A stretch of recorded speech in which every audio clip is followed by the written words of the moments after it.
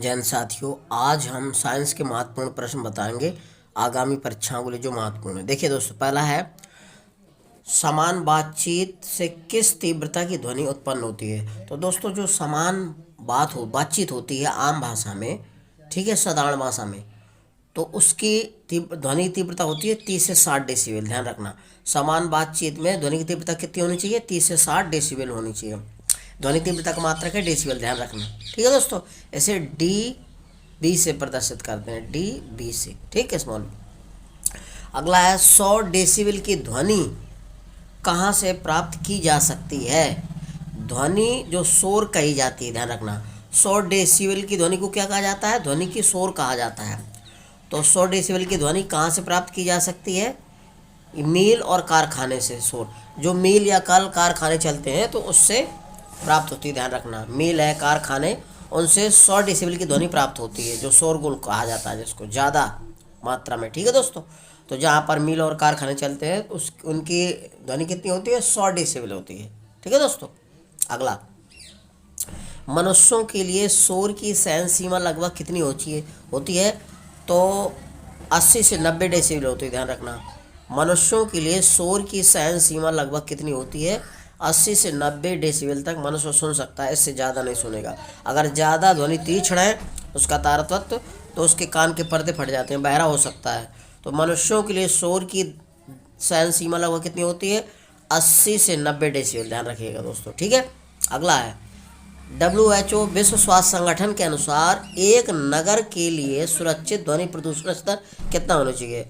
तो ये 45 डेसिबल होना चाहिए। ठीक है दोस्तों, WHO के अनुसार, यानी विश्व स्वास्थ्य संगठन के अनुसार, एक नगर के लिए सुरक्षित ध्वनि प्रदूषण स्तर कितना होना चाहिए? 45 डेसिबल होना चाहिए। ठीक है दोस्तों। अगला, किस तीव्रता की ध्वनि ध्वनि प्रदूषण कही जाती है? किस तीव्रता की ध्वनि ध्वनि प्रदूषण कही जाती है? तो 80 डेसिबल या अधिक तीव्रता वाली ध्वनि को क्या कहते हैं? ध्वनि प्रदूषण कहा जाता है। यदि 80 डेसिबल से अधिक है तीव्रता तो उसको ध्वनि प्रदूषण माना जाता है, ध्यान रखिएगा। ठीक है दोस्तों। अगला है, मनुष्यों के लिए मानक ध्वनि स्तर कितना होता है? 30 से 60 डेसिबल होता है। मनुष्यों के लिए मानक ध्वनि स्तर, यानी मनुष्य जो है 30 से 60 के बीच ध्वनि समान बातचीत कर सकता है और सुन सकता है। अगर 80 से ज़्यादा हो गई तो उसकी तीव्रता अधिक हो जाती है, तो जो सुनने में मनुष्य असमर्थ हो जाता है और कान के पर्दे फटने का डर रहता है, यानी कि बहरा होने का। ठीक है दोस्तों। अगला है, बेल किस राशि को व्यक्त करता है? तो बेल मात्रा के ध्वनि की तीव्रता को व्यक्त करने के लिए, ध्यान रखना, डेसिबल भी होता है और बेल होता है। तो बेल किस राशि को व्यक्त करता है? ध्वनि की तीव्रता को व्यक्त करता है, ध्यान रखिएगा। ठीक है। अगला है, गर्म वायु और ठंडी वायु में से ध्वनि की चाल सबसे किस में होती है? यानी कि जो गर्म वायु और एक ठंडी वायु, तो ध्वनि की चाल किसकी अधिक होती है? तो गर्म वायु में अधिक होती है ध्वनि की चाल, ध्यान रखना। गर्म वायु और ठंडे वायु में ध्वनि की चाल किसकी अधिक होती है?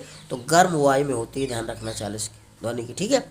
अगला है, सोते हुए व्यक्ति को जगाने हेतु किस तीव्रता की ध्वनि पर्याप्त होती है? तो 50 डेसिबल से ज़्यादा नहीं होती। अगर व्यक्ति कोई सो रहा है तो उसको 50 डेसिबल से आप बुला सकते हैं। ठीक है। तो सोते हुए व्यक्ति को जगाने हेतु 50 डेसिबल की तीव्रता चाहिए। ठीक है, ध्वनि की। अगला है, ध्वनि किस रूप में यात्रा करती है? तो अनुदैर्घ्य तरंगों के रूप में गमन करती है। ध्वनि जो आती है तो अनुदैर्घ्य तरंगों के रूप में गमन करती है, अनुदैर्घ्य तरंगों के रूप में चलती है, ध्यान रखना। ध्वनि किस रूप में यात्रा करती है? तो अनुदैर्घ्य तरंगों के रूप में। ठीक है दोस्तों, अक्सर पूछा जाता है परीक्षाओं में। ठीक है। अगला है साथियों, किन ध्वनि तरंगों को अपश्रव्य तरंगे कहते हैं? तो जिनकी आवृत्ति दोस्तों 20 हर्ट्ज से कम होती है, इन तरंगों को क्या कहते हैं? अपश्रव्य तरंगे कहते हैं, ध्यान रखना। जिन तरंगों की आवृत्ति 20 हर्ट्ज से कम होती है वो अपश्रव्य तरंगे कहलाती हैं, ध्यान रखिएगा। अगला है, महिलाओं व बच्चों की आवाज़ पुरुषों से महीन या पतली क्यों होती है? उनके गले से निकली ध्वनि तरंगों का तारतत्व अधिक होने के कारण। तो महिलाओं और छोटे बच्चों का तारत्व अधिक होने के कारण ऐसा होता है। जो महिलाएं और छोटे बच्चे होते हैं उनके गले से निकलने वाली ध्वनि तरंगों का तारत्व क्या होता है? अधिक होता है। अधिक होने के कारण ऐसा होता है दोस्तों। ठीक है। अगला है, ध्वनि की चाल वायु की अपेक्षा जल से अधिक होती है, क्यों? क्योंकि जल का घनत्व वायु से के घनत्व से अधिक होता है, ध्यान रखना। ध्वनि की चाल वायु की अपेक्षा अधिक क्यों होती है? इसका कारण होता है जल का घनत्व वायु के घनत्व से अधिक होता है, इसके कारण होता है। ठीक है दोस्तों, अगला, यदि ध्वनि स्रोत तथा श्रोता के बीच की दूरी घट रही हो तो उसके द्वारा सुने जाने वाले ध्वनि पर क्या प्रभाव पड़ेगा? तो ध्वनि की आवृत्ति बढ़ी हुई प्रतीत होगी दोस्तों। यदि ध्वनि स्रोत तथा श्रोता के बीच की दूरी घट रही है लगातार, तो उसके द्वारा सुने जाने वाले ध्वनि पर क्या प्रभाव पड़ेगा? तो ध्वनि की आवृत्ति घटी हुई प्रतीत होगी। क्या होगी? ध्वनि की आवृत्ति घटी हुई प्रतीत होगी। ठीक है दोस्तों, अगला है, चलती ट्रेन से प्रायः किस तीव्रता की ध्वनि निकलती है? तो जो ट्रेन चलती है तो उससे कितनी तीव्रता की ध्वनि निकलती है, ये कह रहा है। तो लगभग 80 से 90 डेसिबल की ध्वनि निकलती है, ध्यान रखना। चलती हुई ट्रेन में किस तीव्रता की ध्वनि निकलती है? तो लगभग 80 से 90 डेसिबल की ध्वनि निकलती है, लगभग 80 से 90 डेसिबल की ध्वनि निकलती है। ठीक है दोस्तों, अगला है, रॉकेट से किस तीव्रता की ध्वनि उत्पादित होती है? तो रॉकेट से लगभग 170 से 180 डेसिबल की ध्वनि उत्पन्न होती है, ध्यान रखना। जो रॉकेट होते हैं तो रॉकेटों से लगभग 170 से 180 डेसिबल की ध्वनि तीव्रता उत्पन्न होती है, यानी कि ध्वनि निकलती है, ध्यान रखिएगा। रॉकेटों से हमेशा पूछा जाता है कि रॉकेटों से कितनी ध्वनि उत्पन्न करते हैं? तो 170 से 180 डेसिबल के बीच। ठीक है दोस्तों, अगला है, ध्वनि की चाल किस पदार्थ में सबसे तीव्र होती है? तो ध्वनि की चाल किस में सबसे अधिक होती है, ये कह रहा है। तो ओशियम धातु होती है, इसका प्रतीक OS होता है, में अधिक होती है, क्योंकि इसका घनत्व सबसे अधिक होता है, अर्थात ये सबसे भारी धातु है। तो जो जिसका घनत्व ज़्यादा अधिक होगा तो वो सबसे अधिक भारी होगी, क्योंकि घनत्व अधिक होता है तो वस्तु भारी होगी। यानी कि जिन धातुओं का घनत्व अधिक होता है वो भारी होती है। तो ये सबसे भारी धातु है, इसलिए ध्वनि के तीव्र सबसे अधिक, यानी कि ध्वनि की तीव्रता सबसे अधिक होगी इसमें, किसमें? ओशियम धातु में, ध्यान रखिएगा, क्योंकि इसका घनत्व सबसे अधिक है और घनत्व अधिक होने के कारण इसका भार अधिक होगा।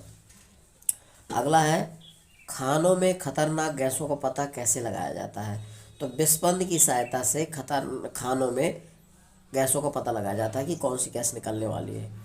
तो खानों में खतरनाक गैसों का पता कैसे चल जाता है? तो विस्पंद की सहायता से दोस्तों, विस्पंद उत्पन्न होते हैं, उससे पता चल जाता है कि यहाँ कोई खतरनाक गैस बन रही है या उत्पन्न होने वाली है। ठीक है दोस्तों, जिससे खतरा से बचा जा सकता है विस्पंद की सहायता से। अगला है, सितार का तार व बांसुरी का वायु स्तंभ किस तरह के माध्यम है? तो सितार और बांसुरी का वायु स्तंभ क्या है? बद्ध माध्यम है, ध्यान रखना। कैसा है? सितार का तार और बांसुरी का वायु स्तंभ किस प्रकार का है? तो बद्ध माध्यम का है। अगला है, अप्रगामी तरंगें किस माध्यम में उत्पन्न होती हैं? तो बद्ध माध्यम में उत्पन्न होती हैं। अप्रगामी तरंगें किस माध्यम में उत्पन्न होती हैं? बद्ध माध्यम में, ध्यान रखना, बद्ध माध्यम में उत्पन्न होती हैं अप्रगामी तरंगें। ठीक है दोस्तों,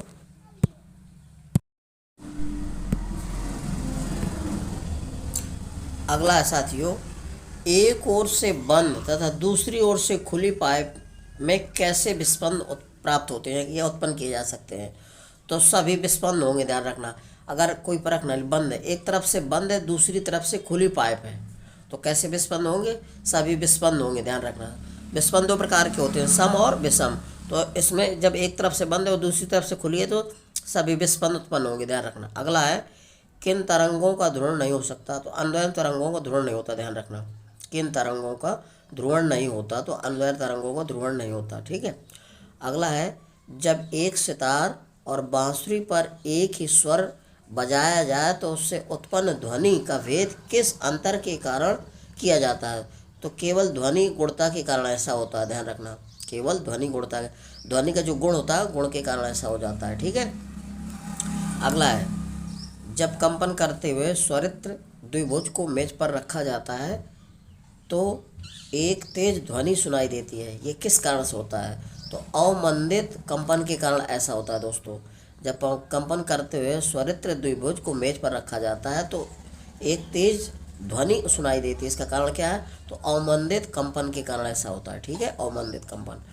अगला है, ध्वनि का तारत्व किस पर निर्भर करता है? तो आवृत्ति पर निर्भर करता है, ध्यान रखना। ध्वनि का तारत्व किस पर निर्भर करता है? आवृत्ति पर। ठीक है दोस्तों, अगला है भारतीय संगीत पद्धति में कुल कितने स्वर होते हैं? तो भारतीय संगीत पद्धति में कुल 7 स्वर होते हैं। सा रे गा मा पा धा नी, ये 7 स्वर होते हैं दोस्तों भारतीय संगीत में। अगला है सर्वाधिक आवृत्ति किस स्वरक की होती है? तो नी की होती है। जैसे नी आवाज़ नहीं निकलती है। सर्वाधिक आवृत्ति किस स्वरक की होती है? तो नी की, ध्यान रखिएगा। और न्यूनतम आवृत्ति किस स्वरक की होती है? सा। न्यूनतम आवृत्ति किस स्वरक की होती है? सा। ठीक है दोस्तों, जैसे पढ़ा जाता है सा। ठीक है, तो न्यूनतम ध्वनि स्वरक किसकी होती है? सा की। और सर्वाधिक आवृत्ति किस स्वरक की होती है? नी की, ध्यान रखिएगा। ठीक है दोस्तों, मेरे वीडियो को लाइक और सब्सक्राइब करिए दोस्तों। जय हिंद साथियों।